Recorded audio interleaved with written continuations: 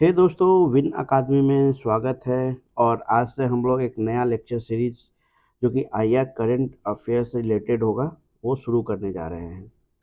आप भी जानते हैं इंटरनेशनल रिलेशन से जो भी रिलेटेड क्वेश्चंस हो गए आज के एग्ज़ाम्स के लिए कितने इम्पोर्टेंट हो गए हैं। कोई भी एग्ज़ाम उठा के देख लीजिए, आईआर के क्वेश्चंस जो है भरे पड़े होते हैं। और धीरे धीरे जैसे जैसे वर्ल्ड ग्लोबलाइज्ड हो रहा है उसे आईआर वैसे ही आईआर के जो है सवाल जो है काफ़ी ज़्यादा पूछे जा रहे हैं। पहले भी पूछे जाते थे लेकिन अब उसकी संख्या ज़्यादा हो गई है। तो चलिए, जो लोग यूपीएससी बीपीएससी यूपी पीसीएस और अदर एग्जामिनेशंस की तैयारी कर रहे हैं, जैसे कि 71st बीपीएससी जो है अभी नेक्स्ट शेड्यूल्ड है सितंबर में, तो काफ़ी इम्पोर्टेंट हो जाता है ये करंट अफेयर। क्योंकि अगर 10 क्वेश्चंस भी अगर पूछे जाते हैं, अगर 10 में अगर आप 8 सॉल्व कर पाते हैं तो आपका जो है रिजल्ट समझिए पक्का हो सकता है। और ये सवाल अगर आप पढ़ के नहीं जाते हैं, आईआर रिलेटेड करंट अफेयर के सवाल पढ़ के नहीं जाते हैं तो आप वहाँ ज़रूर से ज़रूर गलत करके आएंगे। तो इसीलिए आपको ये पढ़ना इम्पोर्टेंट हो जाता है, जो कि अभी क्या चल रहा है हमारे इंटरनेशनल एरिना में, क्या चल रहा है, इवेंट कौन कौन से इवेंट हो रहे हैं। तो चलिए दोस्तों, इस टॉपिक के इम्पोर्टेंस को देखते हुए हम लोग इसमें वीडियो में जुलाई मंथ का जो भी करंट अफेयर है उसको डिस्कस करेंगे, है ना। जो भी हमारे बहुत एग्जॉस्टिव, बहुत लेंदी क्लास नहीं होने वाला है, लेकिन हाँ, जो भी क्वेश्चंस एग्ज़ाम में पूछे जाएंगे वो ज़रूर आपको यहाँ से मिल जाएगा। मेरे इस जो पीडीएफ है उसमें, इस वीडियो लेक्चर में ये ज़रूर मिलेगा आपको। तो चलिए, विन अकादमी में एक बार फिर से स्वागत है। दिस इज़ अबाउट मी, ताकि आपको पता चल सके कि आप किसके गाइडेंस में हैं। तो चलिए, बिना समय गवाए हम लोग लेक्चर के शुरुआत करते हैं। तो important international event for the July month. तो यहाँ पे आप लोग देखेंगे कि अभी हाल में ही 6 और 7 जुलाई में हमारे प्रधानमंत्री ब्राज़ील के रियो डे जेनेरियो में गए थे। वो इवेंट था 17th ब्रिक्स समिट, है ना। उसका जो थीम था strengthening global south cooperation for more inclusive and sustainable governance, है ना। ये दोस्तों कभी कभी पूछा जाता है तो इसको एक बार देख लीजिएगा, है ना। और Indonesia join the full members, है ना। ये इंडोनेशिया जो है एज ए फुल मेंबर इस 70th ब्रिक्स समिट में ज्वाइन किया जो है ब्रिक्स को, है ना। और 11 new BRICS partners countries were welcomed, है ना।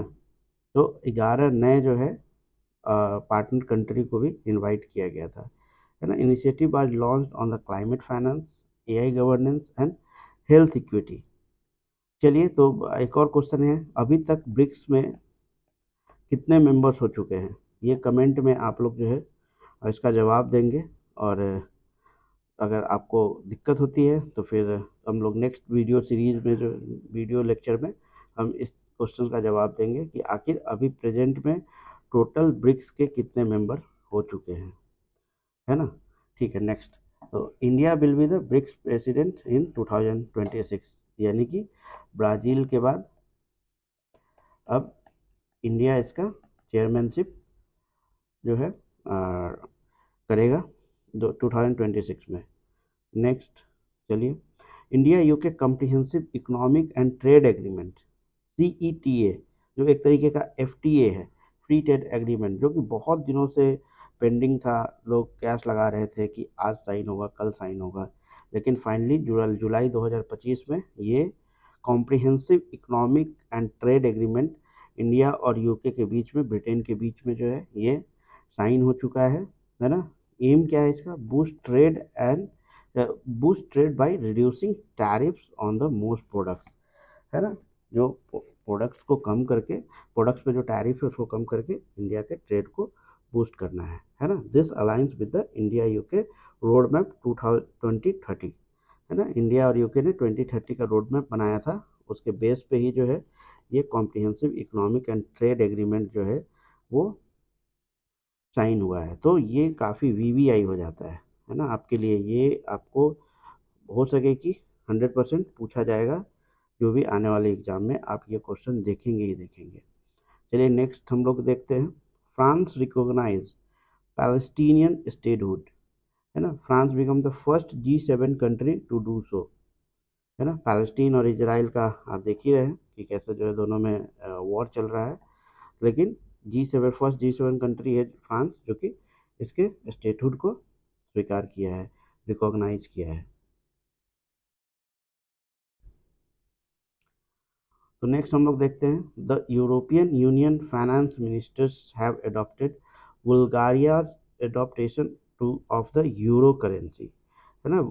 जैसे कि यूरो आप जानते हैं 20 कंट्रीज है जो कि यूरो करेंसी, यूरोपियन कंट्री जिसको बोलते हैं, है ना, जो कि यूरो करेंसी जो है जिसमें चलता है। लेकिन 21st मेंबर हो गया है कौन सा, बुल्गारिया, जिसने यूरो करेंसी को अडॉप्ट किया है। तो पहले वहाँ पे लेव करेंसी चलती थी, लेकिन अब क्या है कि वहाँ पे यूरो अब उस देश में चला करेगा, है ना। This change will come into effect from the 1 जनवरी 2026, यानी कि अगले साल से बुल्गारिया में अब लेव नहीं यूरो करेंसी ही चलेगी।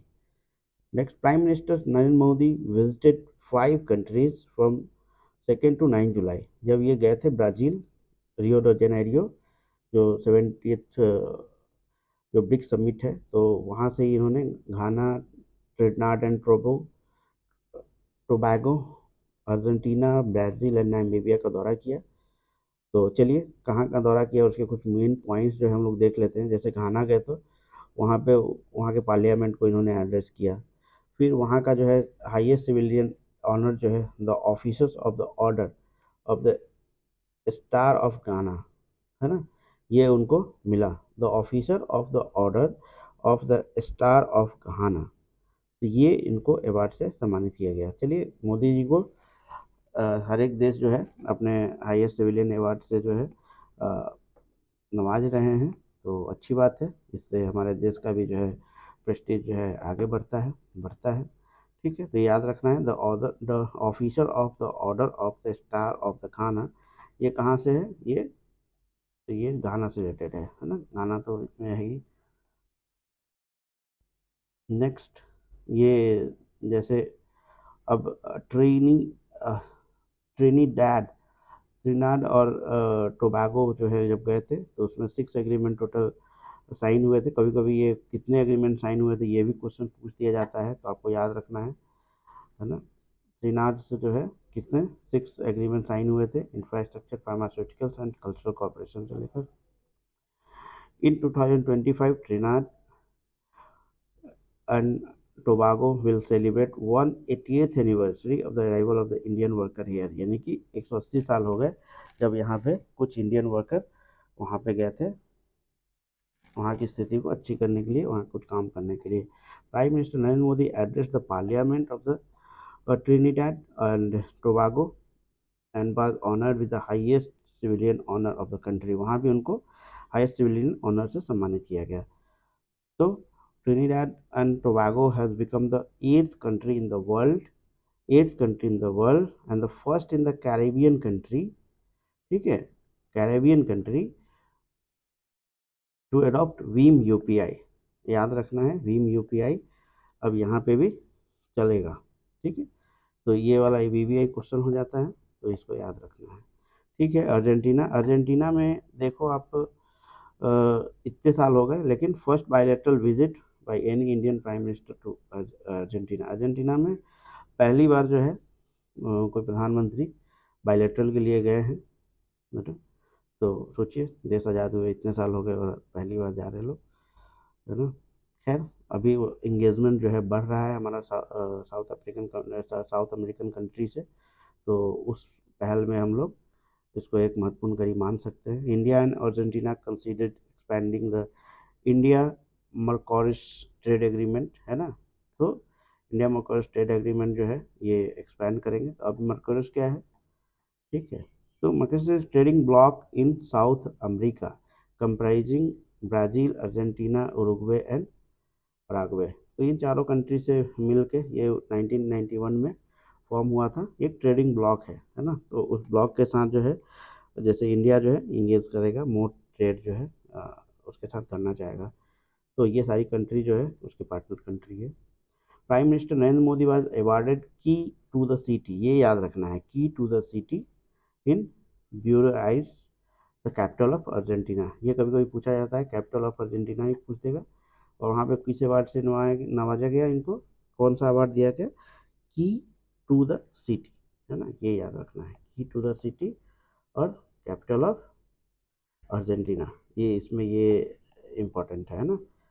मर्कोरिश जो है ये किससे है, ये आपका साउथ अमेरिका से रिलेटेड है, ये याद रखना है, ठीक है। फिर ब्राज़ील में गए, तो ब्राज़ील में तो आप जानते ही हैं 70 जो है बिग समिट जो है वहाँ पे आयोजित हुआ था, उसी में गए थे मोदी जी। और India Brazil discuss defence, renewable energy and expanding the India Mercosur trade agreement, है ना, अर्जेंटीना के साथ भी ये आगे चल रहा है।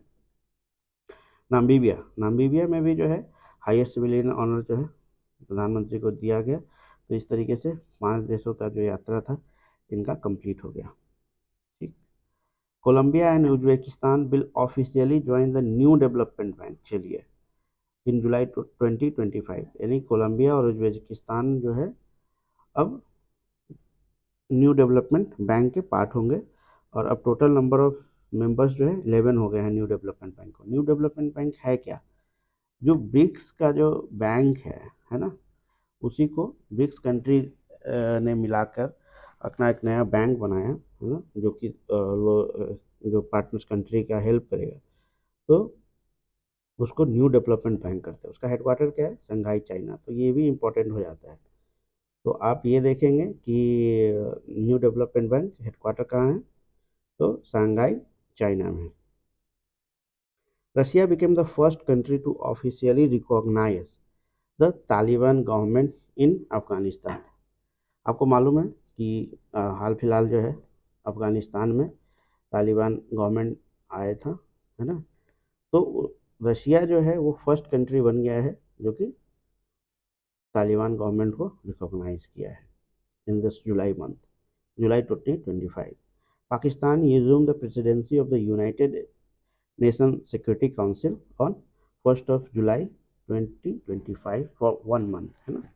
तो एक एक महीने के लिए इन लोग पाकिस्तान जो है वो प्रेसिडेंसी एक्सेप्ट किया था। ये इतना इम्पोर्टेंट नहीं है, बस याद रखना है। जो जो इम्पोर्टेंट पॉइंट होगा तो मैं खासकर उसे बोलूँगा कि आप ये याद करके रखना, और आप कहीं कहीं उसको नोट डाउन भी कर लेना।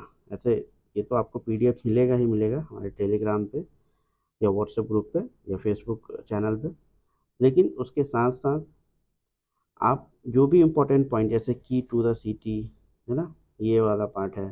जैसे न्यू डेवलपमेंट बैंक का हेडक्वार्टर कहाँ है, what is the new development bank, है ना, ये सब इम्पोर्टेंट हो जाता है। जैसे 70th बिग समिट जो रियो द जेनेरियो नेक्स्ट कब होने वाला है, 18th कब हो, कहाँ होगा, तो ऑब्वियसली न्यू दिल्ली में होने वाला है ना।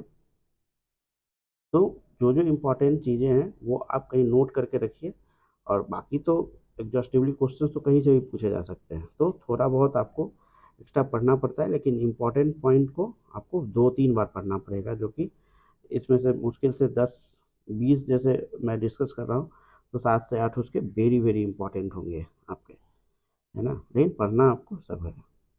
चलिए नेक्स्ट देखते हैं हम लोग।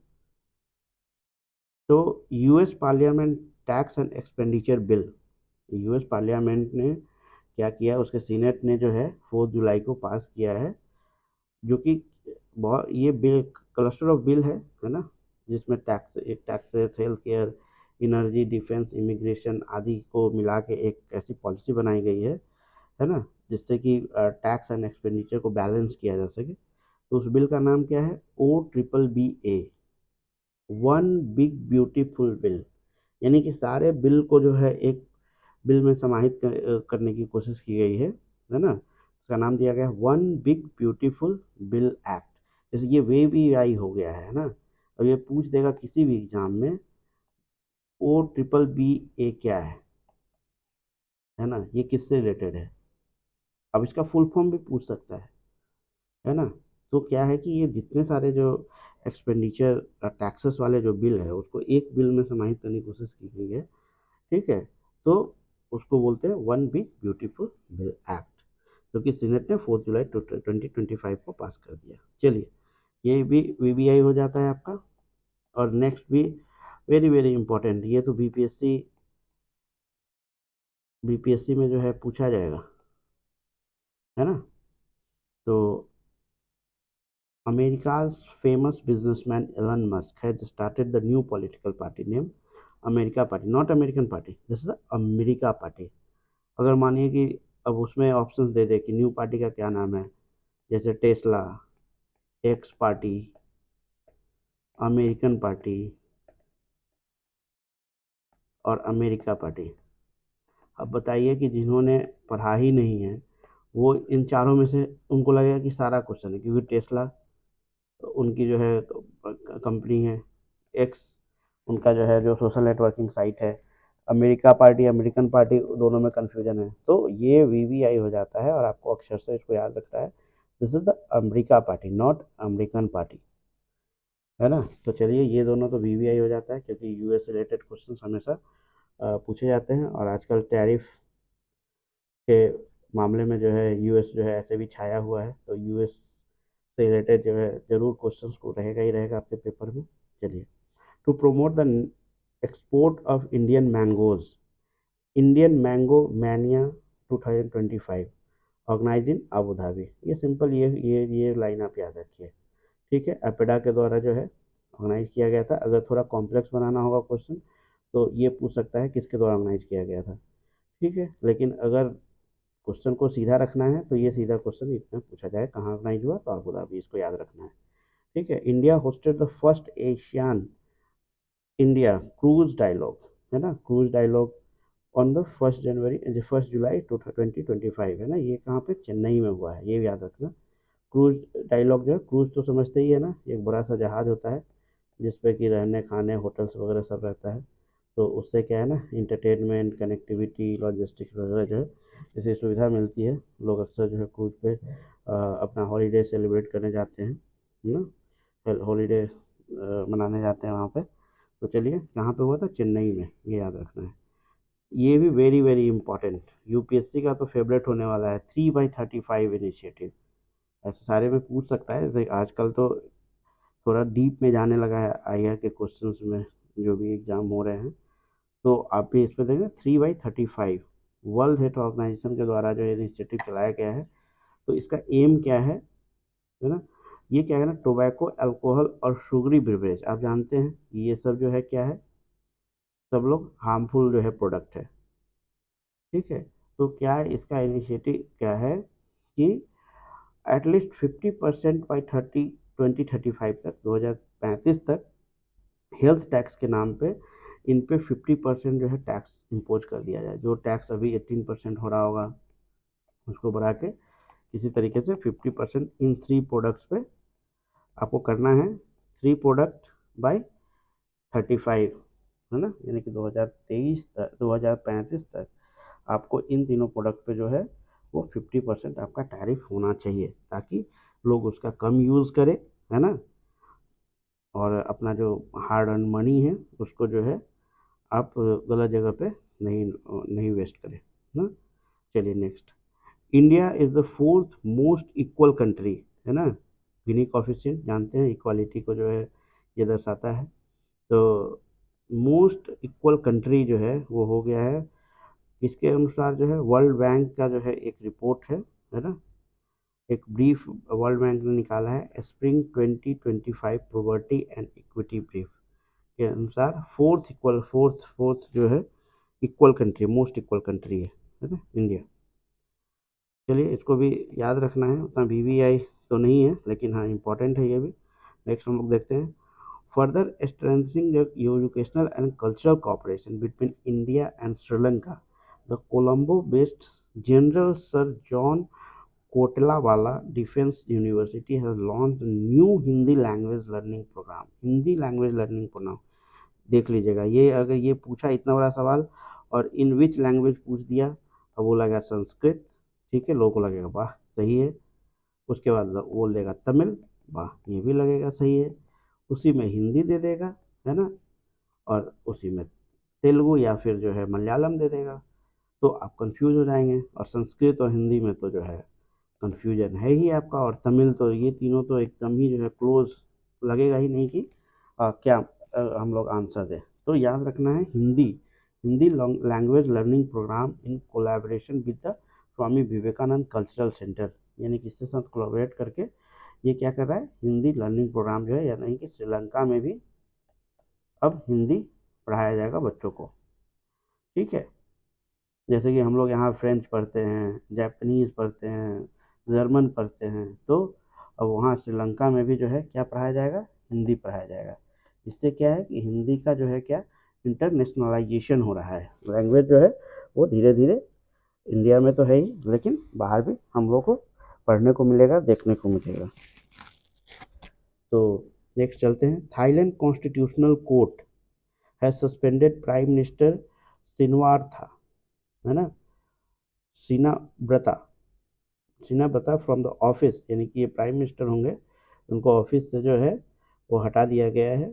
क्यों? क्योंकि जो है उनका कोई टेप लीक हो गया था, फ़ोन कॉल लीक हो गया था कंबोडियन प्राइम मिनिस्टर हुन सेन के द्वारा, और ये एंटी नेशनल होने के कारण इन पे आरोप लगा, और फिर उसके बाद इनको जो है थाईलैंड के कॉन्स्टिट्यूशनल कोर्ट के द्वारा इनको हटा दिया गया। तो चलिए, ये जुलाई मंथ का यही जो है हम लोग काफ़ी कोशिश किए कि इसको एक ज़्यादा लंबा ना करा जाए, और ब्रीफ में ही जो है हम लोग इसको देखेंगे, और जो भी इम्पोर्टेंट होगा, क्योंकि ज़्यादा पढ़ने से आप सवाल क्वेश्चन सॉल्व नहीं कर सकते हैं। सवाल क्वेश्चंस जो इम्पोर्टेंट चीज़ें हैं वही पढ़िए, क्योंकि लास्ट में रिवीजन में भी जो है आपको दिक्कत नहीं हो। तो चलिए दोस्तों, इस चैनल को सब्सक्राइब कीजिए प्लीज़, और हम इस तरीके से जो है वीडियो सीरीज लाते रहेंगे, ताकि आपका जो भी जब तक एग्ज़ाम के तब तक आपका ये कम से कम आईआर वाला पोर्शन जो है पूरी तरीके से ख़त्म हो जाए। और आईआर में आप अगर 10 क्वेश्चन पूछा जाता है तो 8 क्वेश्चन जो है ज़रूर सही से सही बना के आए। तो चलिए, विन अकादमी आपको फिर से एक रिक्वेस्ट करता है कि इस वीडियो को शेयर कीजिए और सब्सक्राइब कीजिए, है ना।